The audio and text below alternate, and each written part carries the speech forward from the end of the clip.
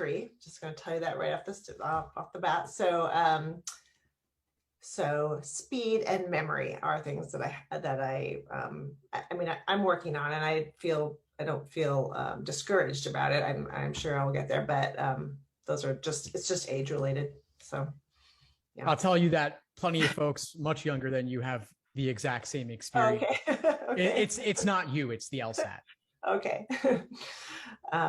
Yeah. So I've worked 25 years as a teacher, a high school English teacher, and I'm just kind of ready for a new career. And I've thought about the law for a long time, and some of the things that I've enjoyed, I'm into puzzles and logic and that type of thing.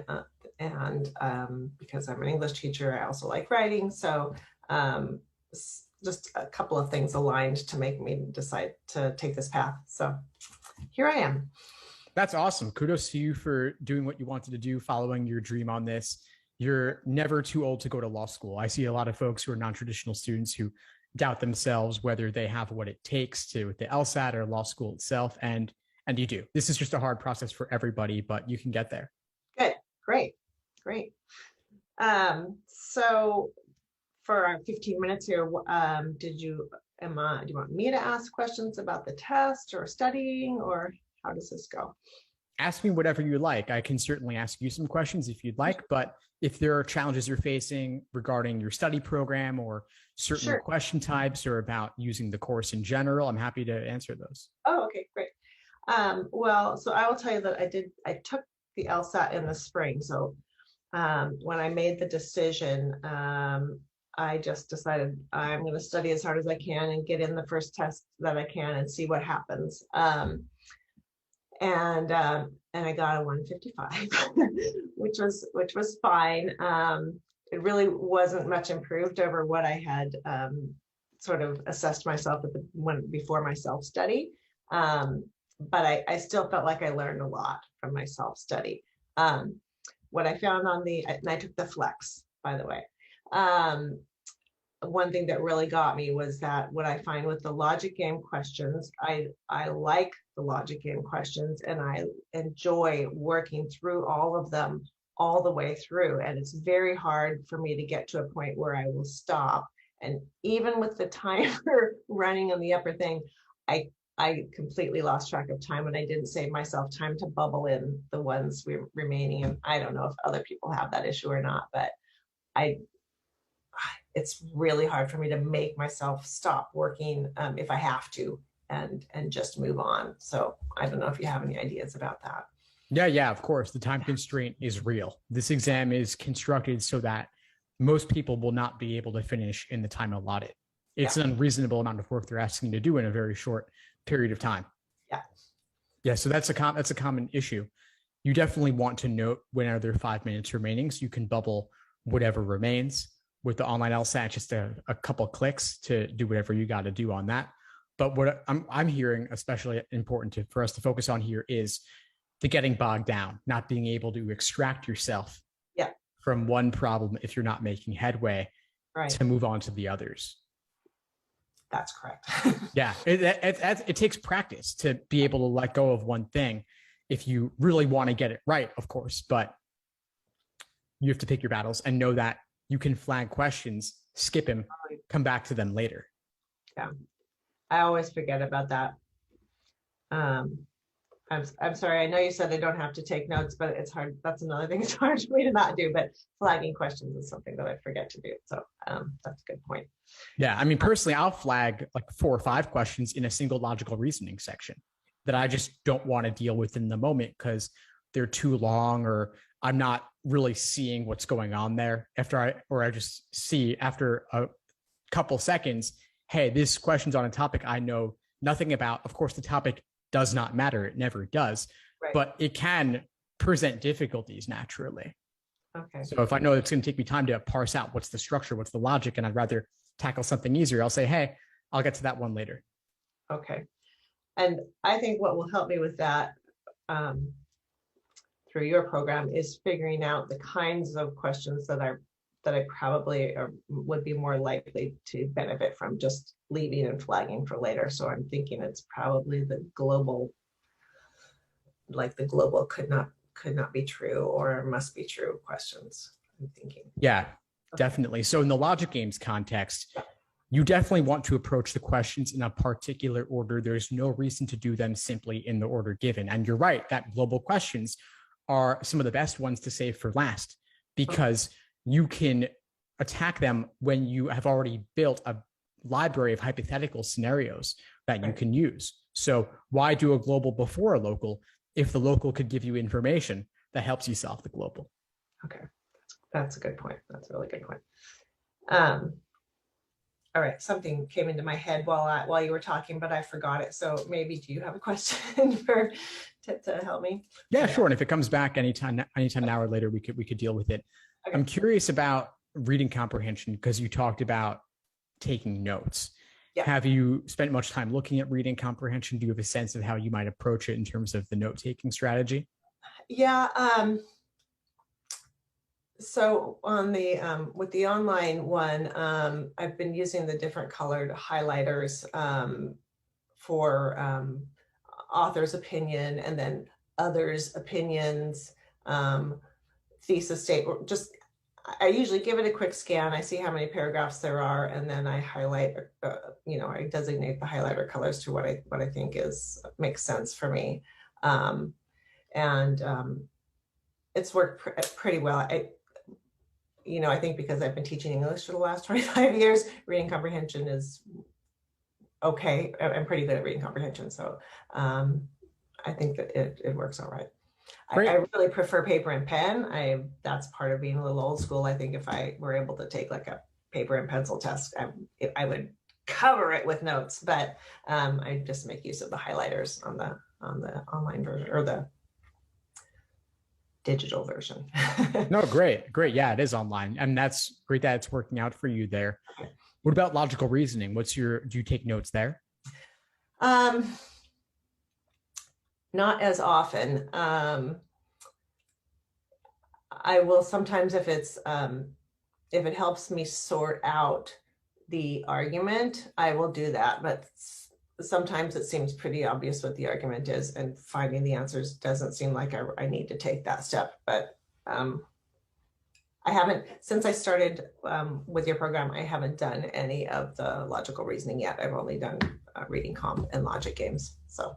Okay, great. I find that students often try to take too many notes or make too many diagrams in logical reasoning. And so I see. Okay. Since you said that you're inclined to take notes, I just want to flag that as a potential thing to look at and be aware of when it comes up, that you don't need to be taking too many notes in logical reasoning. There's very few that I would actually write anything down for.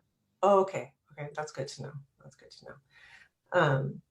Yeah, as I said, I haven't really dove into your materials on that topic yet. So anyway, let's see. I was going to ask if this is not so much LSAT, but you said you've worked with non-traditional students. If you have any pointers on, either letters or resumes on, I struggled a little bit to try to come up with something to put, something that makes me, it doesn't sound like I've just been teaching and raising kids for the last 25 years, which is kind of what I have been doing, but I don't know if you have thoughts. There's nothing wrong with having made that. Of course, that's valuable, and law schools will appreciate it. Law schools love non-traditional students. Oh, okay. And there are actually many more non-traditional students than you might think, such that I think the whole non-traditional term at least is a misnomer. Oh, okay. Well, law schools will appreciate your experience. And as a teacher, there's a lot of great material you have from your career that you could incorporate into your application. You mentioned rec letters and resume, but of course there's also personal statement, other application essays associated. And so I'd look for you to call out what are the elements of teaching that also apply to working as a lawyer. Oh, and there's one natural one that immediately comes to mind for me, which is that you're advocating for someone else. You have someone else's best interests in mind, and you're supporting them, right or wrong. You're helping them out for what's in their best interests. Oh, that's a good point. Thank you. Okay. That helps a lot. I'd also look for you to not try to summarize your entire career. Okay. Mm-hmm. The more work experience people have, the more they want to share. but you have limited space that requires making some tough choices. So I'd look for you to focus on one particular element of your teaching or one particular story you have from your teaching career. Is there one particular student that comes to mind, or one particular administrator that comes to mind, or colleague? And you can, of course, you can write a few essays, but I'd look for you to go deep and narrow on each one of those anecdotes or stories. And then, of course, you can call out implicitly or explicitly. Oftentimes, implicitly is even better if you can. Okay. Show, don't tell. Mm-hmm. Okay. Tell the stories that relate to your career as you could see parallels with the practice of law. Great. Okay, that makes sense. Similar advice that I give to seniors writing their college essay. Yeah. Oh, so much of that applies. Yeah. So if you've been working with folks on college essays, then you already know a lot of what to do. Okay. All right. That's good to know. Great. Okay. And are you applying this fall? Yes. Yeah. Then similar to what I'm sure you advise your students, request those rec letters early. Yeah. Okay. Keep the resume concise as possible. I know with a longer career, that could be really tough. That will be really hard. It has been hard. I mean, it's been hard. Let's just put it that way. So. And we have a lot of material on admissions in the course. We have weekly sessions on admissions as well with the consultants on LSAT Unplugged that I'd encourage you to attend. Oh, great. Okay. I haven't had a chance yet to do that, so I will look into those materials as well. So, yeah, I think what I've done so far of the program is just a few of the recorded lessons, but then I've gone to study session for reading comp and for logic games, and so far so good. I enjoyed it a lot.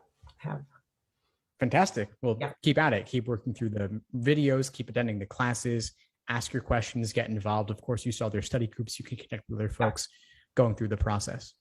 I will, for sure. So awesome. Anything else for today? I can't think of anything else.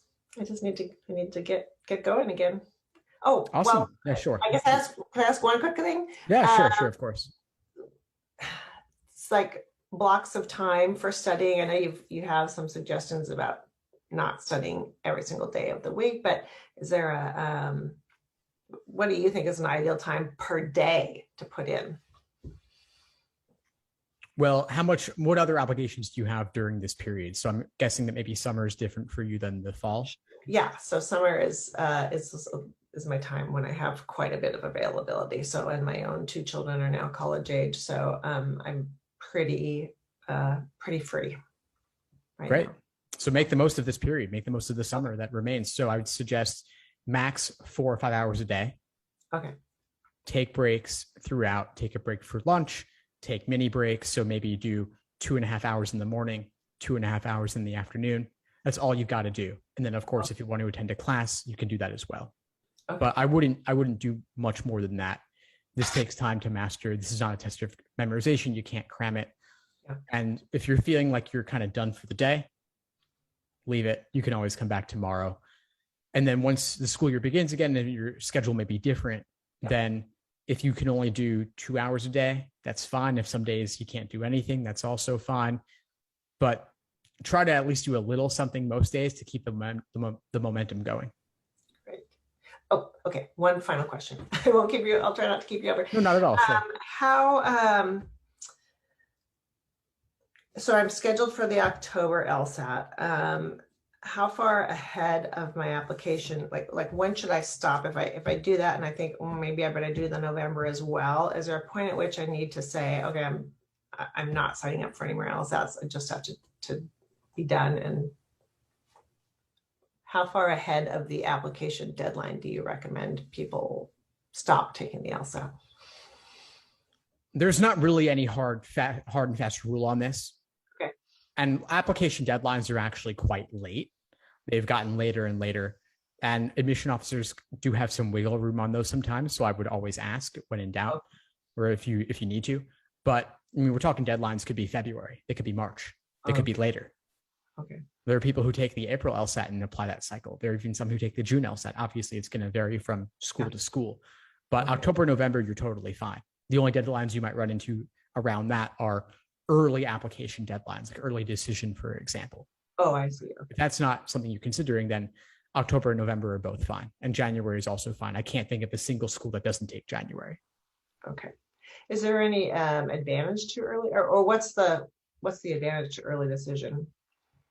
Well, the advantage is that you might have slightly higher odds of getting in because the school knows that if you are accepted, that you will attend. So it helps their yield, which relates to, in part, to their status in the US News rankings. I see. But okay. there's a big drawback, which of course you lose your other options, and you also lose scholarship negotiation leverage because you're saying no matter what you get in, you're going to go. Okay. So I rarely recommend doing that. I typically recommend against it for most folks. Okay.